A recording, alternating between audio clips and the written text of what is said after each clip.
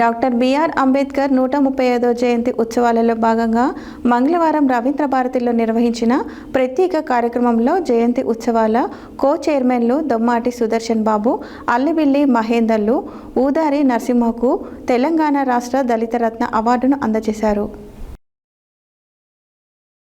Doctor BR Ambedkar జయంతి ఉత్సవాల సందర్భంగా దళిత వర్గానికి చేసిన సేవలు గుర్తించి ప్రభుత్వ దళిత రత్న అవార్డును అందిస్తోంది.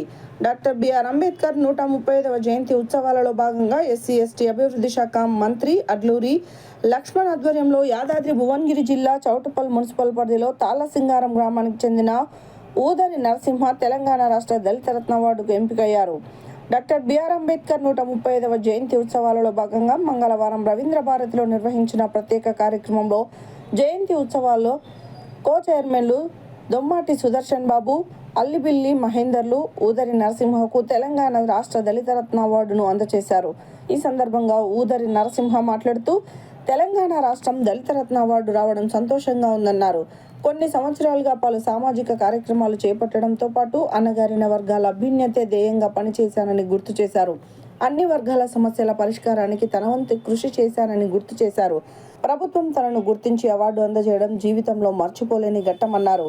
తెలంగాణ రాష్ట్ర దళిత రత్న అవార్డుకు తన బాధ్యతను మరింత పెంచిందన్నారు. భవిష్యత్తులో మరిన్ని సేవా కార్యక్రమాలు చేస్తానన్నారు.